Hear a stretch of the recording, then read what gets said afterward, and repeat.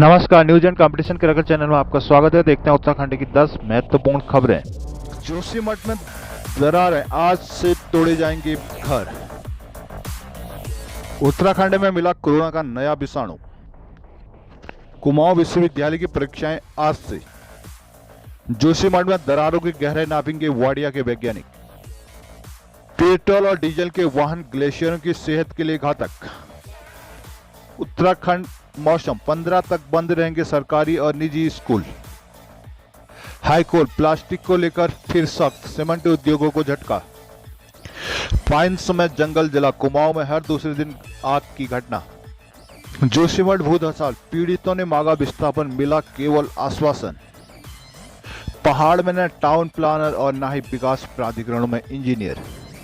उत्तराखंड को अग्रणी बनाने के लिए बुद्धिजीवियों से मांगे जाएंगे सुझाव, मुख्यमंत्री। यूकेएसएससी एलटी भर्ती दस्तावेज सत्यापन आज से शुरू। जोशीमठ बचाने को तकनीकी और वित्तीय सहयोग देगा केंद्र। जोशीमठ सिर्फ ट्रेलर नहीं संभलेंगे तो गंभीर होंगे परिणाम।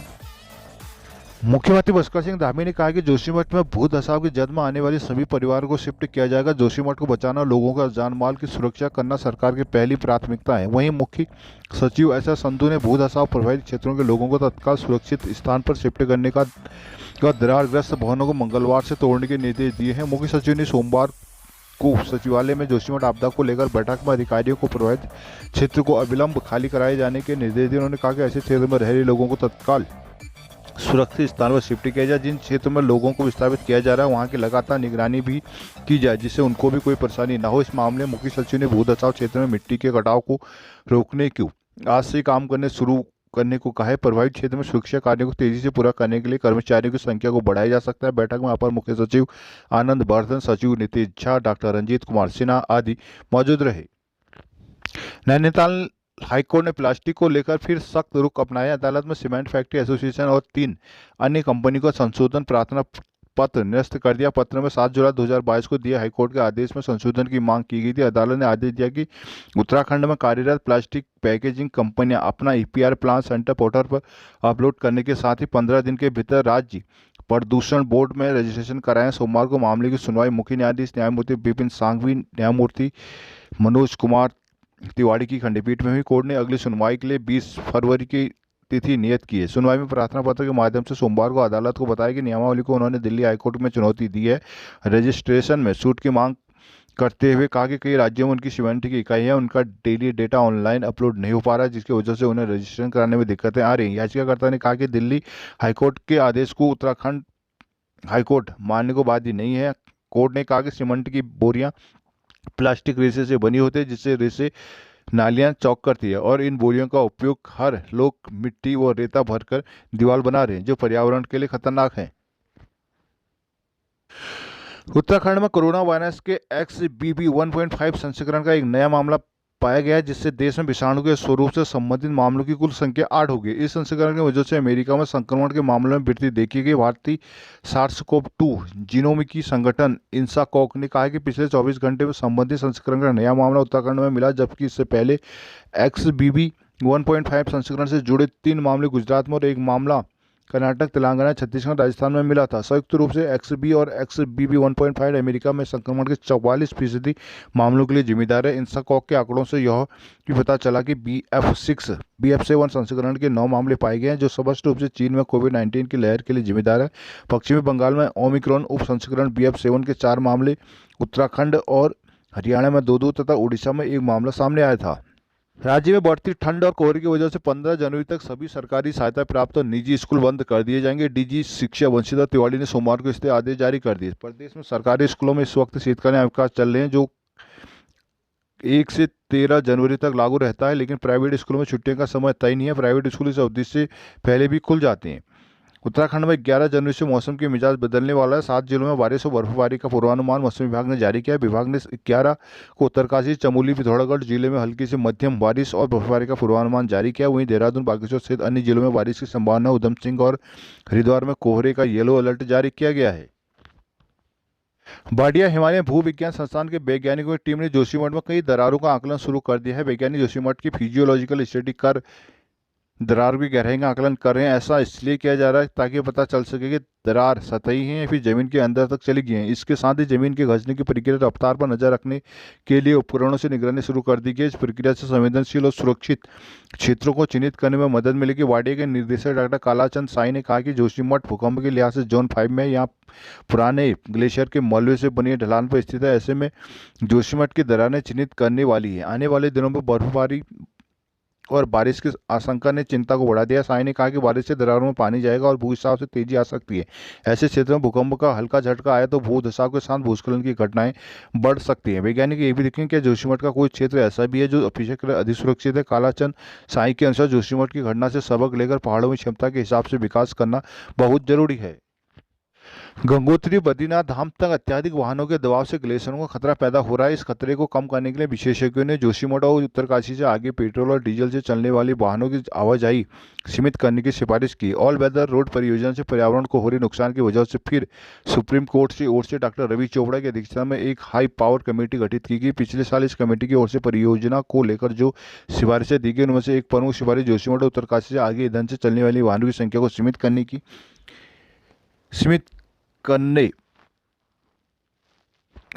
की थी। विशेषज्ञों ने कहा कि 4 धाम तक चौड़ी सड़कें के बन जाने के बाद वाहनों का अत्यधिक दबाव होगा जिससे स्थानीय पर्यावरण के साथ ग्लेशियरों पर सीधा प्रभाव पड़ेगा। इससे देखते हुए उत्तरकाशी जोशीमठ से आगे ईंधन से चलने वाली वाहनों को पूरी तरह प्रतिबंधित करने या फिर सीमित करने की सिफारिश की थी। प्रोफेसर रवि चोपड़ा की अध्यक्षता वाली कमेटी ने सरकार को सुझाव दिया था कि जोशीमठ उत्तरकाशी में यात्रियों के वाहनों को रोकने के बाद यात्रियों को इलेक्ट्रिक वाहनों से गंगोत्री और बद्रीनाथ धाम के दर्शन कराएं जिससे पर्यावरण को नुकसान कम होने के साथ दुर्घटना की संभावना कम हो जाएगी। इन दोनों धामों में काफी हद तक जाम की समस्या दूर हो जाएगी। कड़ाके की ठंड के बाद भी कुमाऊं में हर दूसरे दिन जंगल जलने की घटनाएं सामने आ रही है। आलम में यह है कि मंडल में पिछले 40 दिनों में आग के करीब 29 मामले सामने आ चुके हैं। उधर सोमवार को नैनीताल में 500 एयरफोर्स के लड़िया कांटा में लगे जंगलों में आग लग गई। सूचना पर पहुंचे दमकल कार्मिक समेत एयरफोर्स के फायर टेंडर ने आग पर काबू पाया। अग्निशमन अधिकारी चंदन राम ने कहा कि अगले समय रहते आग पर काबू नहीं पाया जाता तो आग एयरफोर्स स्टेशन पहुंच जाती जैसे बड़ा हादसा हो सकता है। यहाँ आग बुझाने में हरनाम सिंह, अमरदीप, प्रोफेसर सलीम, मोहम्मद सलीम, दिनेश समेत एयरफोर्स के जवान मौजूद रहे। नैनीताल में भूस्खलन प्रभावित क्षेत्र बलिया नाला के प्रभावित क्षेत्र में रहने वाले राखी देवी ने कहा कि उन्हें नहीं चाहिए बेहतर घर और ना ही उन्हें शासन प्रशासन सभी जनप्रतिनिधियों की संवेदना चाहिए। वो सिर्फ बलिया नाला का उपचार चाहते हैं। कहा कि बलिया नाला महज कुछ परिवारों के संकट नहीं है, इससे पूरे शहर को नुकसान है। पहाड़ी खिसक रही है, पूछने वाला कोई नहीं। बरसात में पूछते हैं फिर भूल जाते हैं। नैनीताल लगातार धंस रहे बलिया नाला के ऊपर हमारे घर टिके हैं। पिछले बरसात में प्रशासन की टीम ने सर्वे कर क्षेत्रवासियों को खतरे की जद में बताकर अन्यत्र विस्थापित किया। प्रशासन ने गरीब लोगों को किराए के घरों में भेज दिया पर आश्वासन के बाद भी पिछले 6 माह किराया नहीं दिया। अब मकान मालिक भी घर खाली करने को कहने लगे। क्या करें, फिर लौटकर मौत के मुंह में आना पड़ा। लोगों ने कहा कि इस दर्द को रात्रि में हल्की आवाज़ पर उन्हें घरों से बाहर निकल पड़ता है। हर दम दिमाग में रहता है कहीं उनका घर आशियाना टूट ना जाए।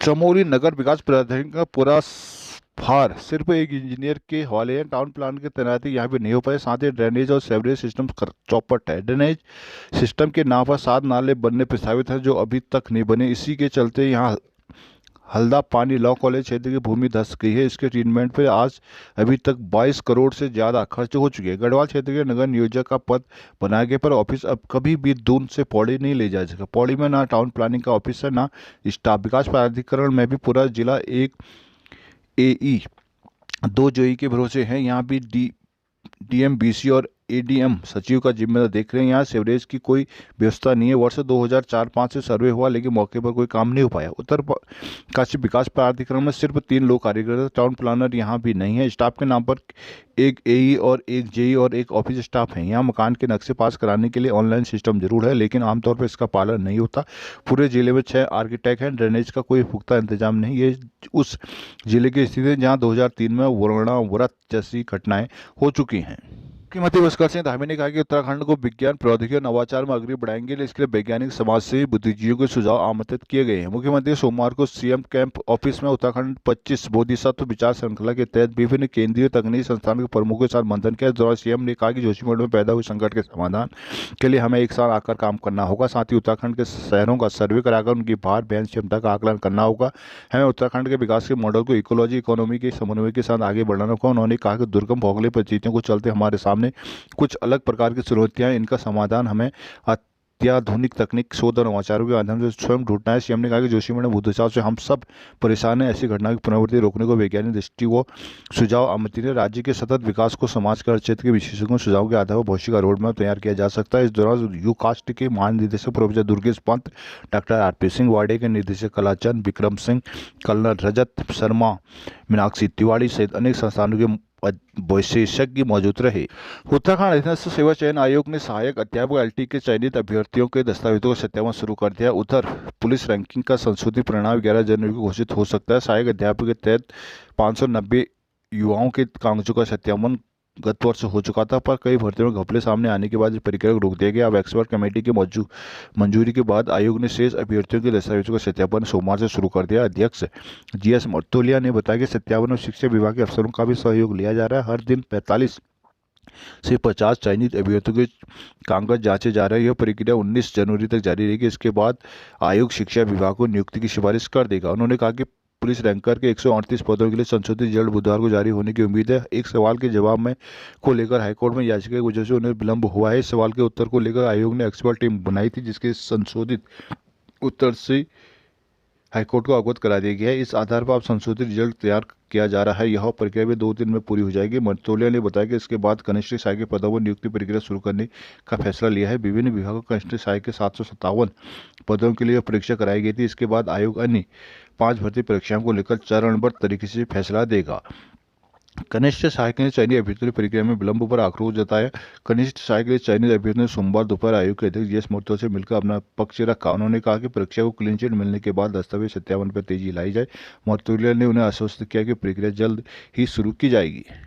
National disaster management authority NDMA के अफसरों ने सरकार को जोशीमठ में बचाने के लिए तकनीकी और वित्तीय सहयोग देने का भरोसा दिया। मंगलवार सुबह यह टीम प्रभावित क्षेत्रों का दौरा करेगी। सोमवार को देर शाम एनडीएमए के अफसर सदस्यों ने सीएम पुष्कर सिंह धामी से मुलाकात की। उन्होंने कहा कि सीएम भूधसाव से पैदा स्थिति के बाद राहत बचाव कार्यों के बाबत चर्चा की। कहा कि क्षेत्र की भौगोलिक परिस्थितियों भूधसाव के कारणों की जांच की जाएगी। उन्होंने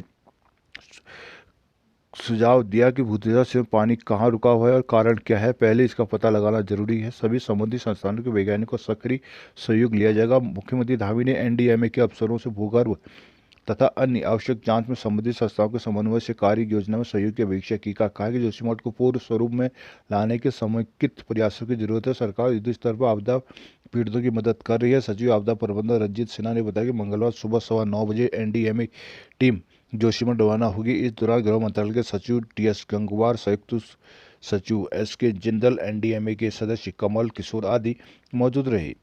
उत्तराखंड जोशीमठ भूधसाव भूस्खलन उपचार और संवेदनशील क्षेत्र विस्थापन के लिए उत्तराखंड केंद्र से आर्थिक पैकेज मांगेगा। सरकार आवश्यक धनराशि के आकलन करना शुरू कर दिया है। सोमवार को एनडीएमए के सदस्यों के साथ बैठक में राज्य के अधिकारियों ने जोशीमठ की आपदा और अब तक किए गए राहत कार्यों की जानकारी प्राधिकरण की टीम को दी। हिमालयी क्षेत्र में विकास के लिए बढ़ती इंसानी दखल में हिमालयी भू पर्यावरण की अनदेखी जोशीमठ जैसे संकट का मुख्य कारण। विशेषज्ञों के मुताबिक जोशीमठ के दुखद स्थिति महज प्रकृति के लिए एक चेतावनी, यदि हम नहीं संभले तो भविष्य में गंभीर परिणाम सामने आ सकते हैं। उन्होंने पहाड़ में आपदा से पूर्व बचाव पर जोर देते हुए सक्षम नीति पर जोर दिया। भारतीय भूवैज्ञानिक सर्वेक्षण के सेवा निर्देशक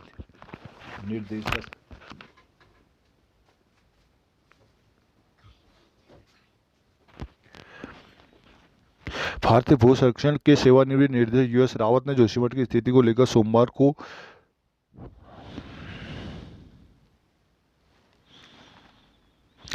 को हिंदुस्तान से बातचीत की। उन्होंने बताया कि फरवरी 2013 में उन्होंने एक लेख से भूस्खलन आपदा के बढ़ते खतरों से आग्रह किया था, जिसमें बताया कि आज तेज विकास की चाह में पहाड़ों में बड़े निर्माण होने लगे। समय के साथ पहाड़ी कस्बों में आबादी निर्माण भी बड़े हैं, लेकिन इस सब में पहाड़ के जियो इन्वायरमेंट को नजरअंदाज करना घातक सिद्ध हो सकता है।